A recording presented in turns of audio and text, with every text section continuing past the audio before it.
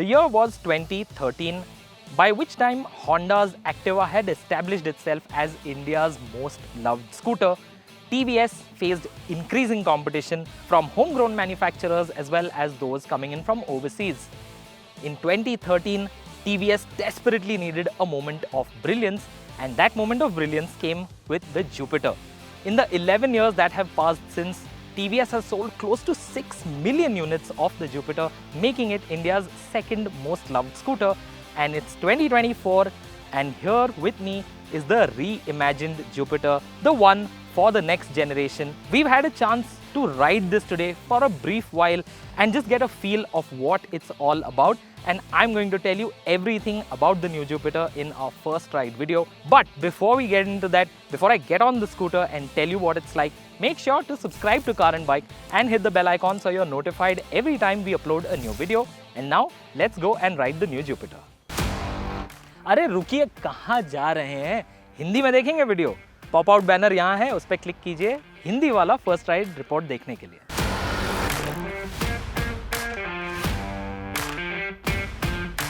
Before we get into performance and ergonomics and all of that, it's important to take a good hard look at the scooter's design and styling. So when you take a look at the new Jupiter, the one thing that becomes increasingly clear is that it does not want to have much in common with its predecessor. You see, the original Jupiter stayed true to its design for the entirety of its 11 years. In this time, TVS gave it a few updates, but the main design, the fundamental design of the scooter remained unchanged. But this time, everything is different, everything is new. As you can see, this adopts a more edgy design approach. There are far more prominent creases everywhere from the front apron right down the side panels. When I take a look at this, it reminds me of a few other scooters. I see a little bit of Hero Maestro Edge in there. I even see a little bit of a Honda Dio. It is an interesting design though, I will give them that. You see, the Infinity LED DRL is an interesting touch. I really like it, and I like how it integrates the turn indicators quite seamlessly. So there are no separate turn indicators that you will see here. And I'm also a big fan of the fact that there is no chrome at the front of the scooter at all. There's only some chrome on the exhaust, but otherwise this is a devoid of chrome scooter. I like it that way. Along the sides, you can see it's a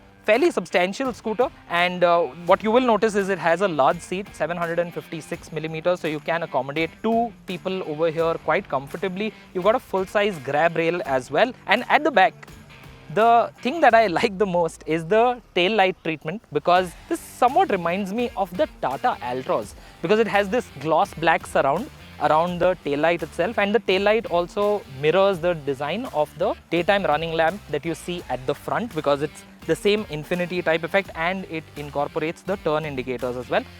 Overall, I feel the 110cc segment has desperately needed some fresh designs of late. Hero succeeded in doing that with the Zoom, but the Zoom might be a little over the top for a lot of people. This one finds the right balance between being sporty and still being conservative, and I think over time this will age much better.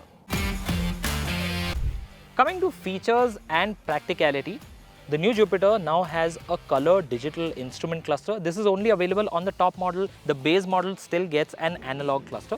This one incorporates Bluetooth connectivity, phone app connectivity, so you will be able to track ride stats and other data on the go. And you also get turn-by-turn navigation, though today we have not been able to try it out. And I personally am not a huge fan of turn-by-turn navigation. I think it's not clear enough on the go. Otherwise, you will see the switch gear is relatively conventional. The turn indicator also doubles up as the hazard switch. And on the right cube, you will find the switch for the intelligent stop-start system. I tried it out on track and I found it to work mostly seamlessly. Sometimes the scooter takes a little longer to restart once it's stopped at idle, but otherwise it works seamlessly. Down here, the starter motor also doubles up as the switch for the voice assistant. Again, that's something that we've not been able to try out today, so I can't tell you how well it works. And you have a mobile phone charger down here next to the multifunction lock. Down below, you will find a storage compartment. This is a 2-liter compartment. I wish there was some sort of cover. I wish it was lockable, because right now it's just a bin that's built into this panel. And while you can dump some stuff into it, I feel like it doesn't give you enough security. But on the practicality front, there is more, because under this large seat, you will find a 33-liter under-seat storage space. It is not fully flat, but this is reasonably large for a petrol scooter. You can easily accommodate 2 half-face helmets in this.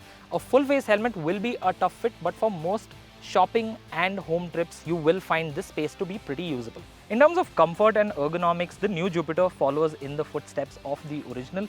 As you can see, the seat height is not too high, so you can get on it and feel quite comfortable. I can put both my feet down pretty comfortably, and there is enough room here for your legs, and I think it will be comfortable for people of most heights. Taller folks may have a little bit of an issue because there is a glove compartment, so you might just brush your knees against that. And also, while taking turns, I feel like the handlebar could potentially foul with some taller riders, but for me it was not a problem. The seat is long, which means that you will be able to carry luggage with you when you need to, and a pillion rider should also be fairly comfortable. Though we will reserve our judgment for how comfortable the Jupiter is out on the road, because today we've only ridden it for a brief while at the test track.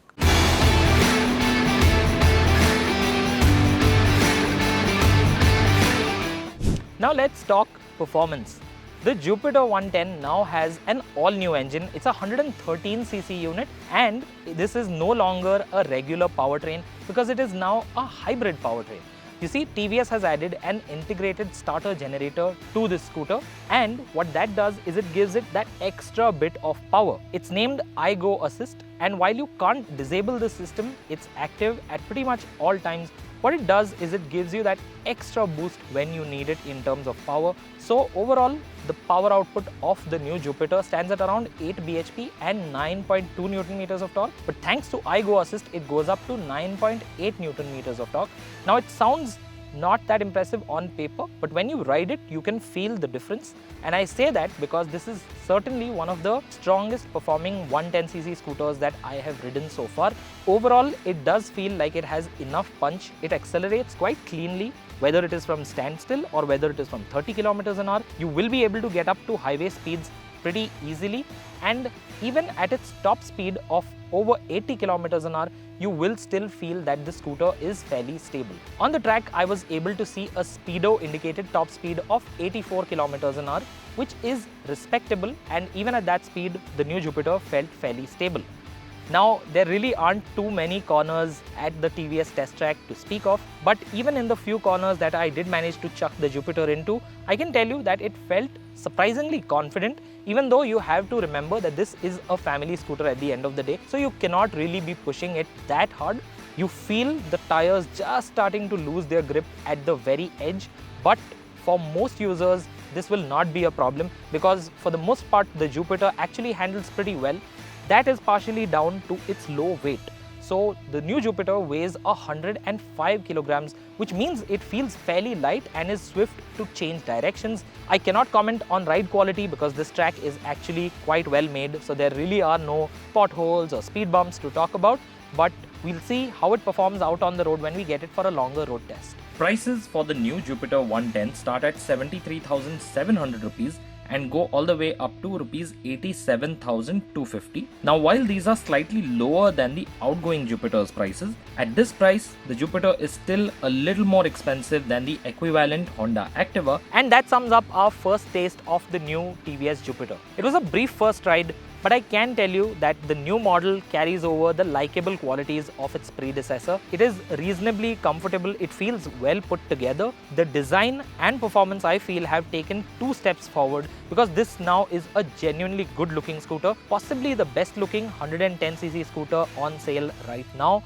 And in terms of performance, like I told you, it is fairly strong for a 110. Now it remains to be seen how this scooter performs out on the road, and we can't wait to bring you the full road test. But what do you think of the new Jupiter? Do you think that this is now a real serious threat to the Honda Activa?